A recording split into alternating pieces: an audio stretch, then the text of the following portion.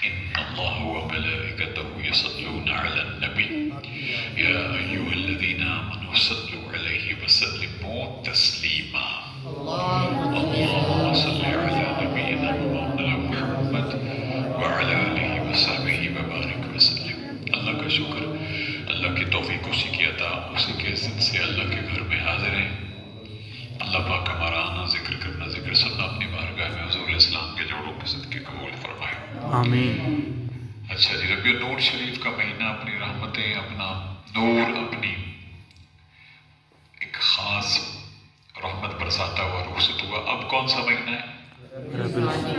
ربیع الثانی. ربیع الثانی کن کا مہینہ ہے جی؟ سرکار غوث الاعظم رضی اللہ تعالیٰ. آپ کا نام کیا تھا؟ سیدنا. جب ہم کہتے ہیں نا سید، سیدنا، ہم کہتے ہیں سیدی. اس دن میں نے یہی میں اور ہم کا نقطہ سمجھایا تھا. یہاں سیدی کہیں تو میرے مرشد، میرے سردار جی.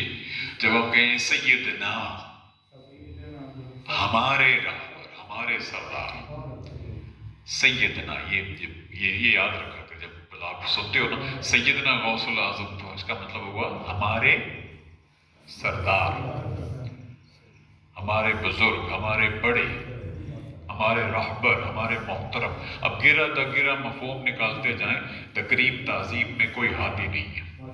تو سیدنا غوث الاعظم رضی اللہ تعالیٰ عنہ، آپ کا نام پاک تھا عبد القادر جیلانی.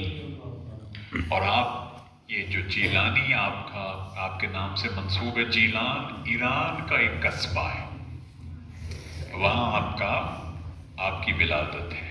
اس قصبے کی نسبت سے آپ کو جیلانی. اور آپ کا مزار پاک کہاں پر ہے؟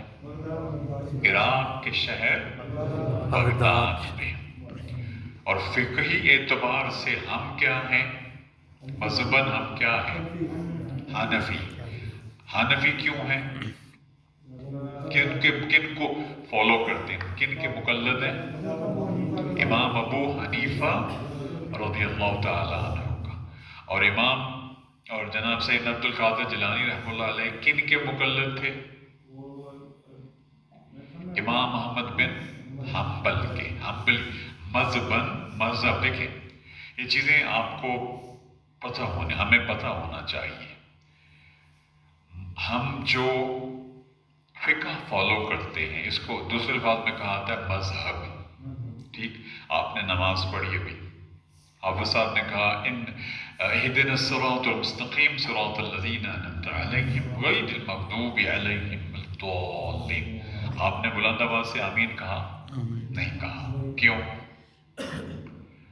کیونکہ آپ کو اور ہمیں یہ تعلیم کس نے دی؟ جناب ابو حنیفہ رحمہ اللہ علیہ، امام اعظم نے. اگر آپ کی جگہ یہاں پر 2-4 احباب ہوتے جو امام شافعی کو فالو کرتے، تو وہ بلند آواز سے کیا کہتے؟ آمین. آمین. آمین بلند آواز سے کہنے میں کوئی حرج نہیں ہے. حضور علیہ السلام کی یہ بھی ایک ادا ہے، سنت ہے. مدنی دور میں، آخری دور میں جب حضور علیہ السلام کا، اس وقت آقا علیہ السلام نے آمین بلند آواز سے کہنا چھوڑ دیا تھا.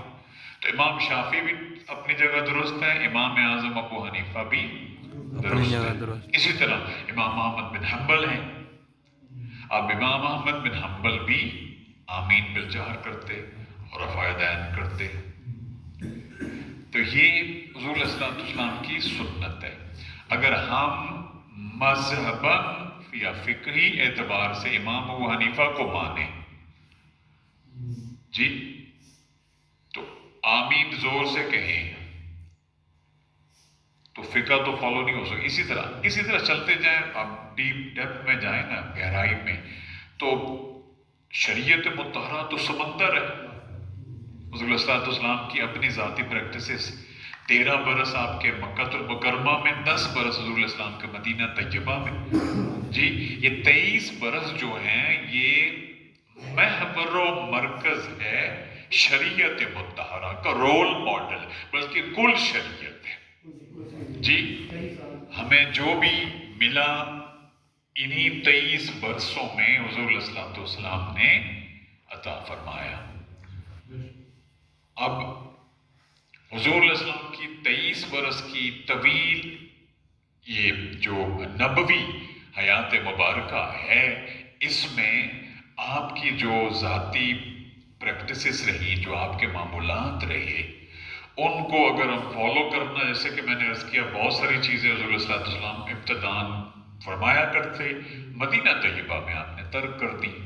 اب ہم اگر کسی کو فالو نہ کریں، کسی سے رہبری نہ لیں، تو ہم کیا کریں گے؟ ہم کس طریق پر نماز پڑھیں گے؟ مثلا نماز ہی کو لے لیں، باقی بہت سارے معاملات ہیں۔ آپ وتر پڑھتے ہو، ہم وتر کیسے پڑھتے ہیں؟ 2 رکعتیں پہلے پڑھتے ہیں۔ تراویح میں ہو تو امام کے پیچھے ہم 2 رکعتیں بھی پہلے پڑھتے ہیں، اس کے بعد آپ کھڑے ہو جاتے ہیں، کھڑے ہو کر امام تلاوت کرتا ہے۔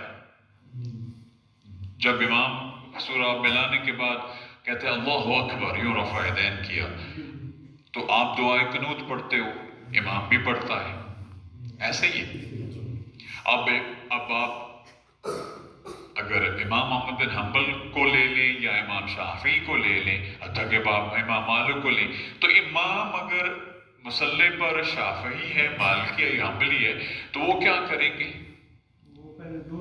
نہیں، وہ بلند آواز سے دعا کریں گے، طویل دعا کریں گے۔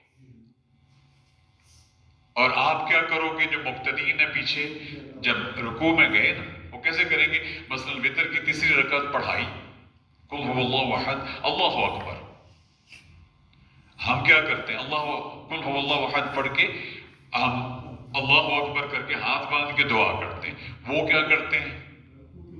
وہ رکوع جاتے ہیں، رکوع سے کھڑا ہو کے پھر دعا مانگتے ہیں بلند آواز سے، زور زور سے، اور آمین آمین آمین، رو رو کے رکت طاری ہو جاتی ہے مسجد کے اندر، خاص کر رمضان کے دنوں میں۔ یہ بھی حضور علیہ السلام کی اپنی ادا ہے۔ تو اس طرح پھر ایک جگہ ایک ہے 2 رکعتیں پہلے پڑھاتے ہیں، ایک سلام کے ساتھ 2 رکعتیں پوری کرتے ہیں، السلام علیکم ورحمۃ اللہ، السلام علیکم ورحمۃ اللہ، پھر ایک رکعت الگ سے پڑھاتے ہیں، اس میں رکوع کے کھڑے ہو کر پھر دعا مانگتے ہیں۔ تو اب آپ اگر کسی کو فالو نہیں کرو تو آپ اپنی نماز کیسے آپ وتر کیسے پڑھو گے؟ آپ کنفیوزڈ ہو جاؤ گے۔ آپ نے سیرت وقت اٹھائی، حضور علیہ السلام نے وتر پڑھی، تہجد کی نماز ہے، تہجد کی رکعتوں میں آپ کنفیوزڈ ہو جاتا ہے بندہ، میں کیا کروں؟ اگر کسی مذہباً کسی امام کو فالو نہ کریں تو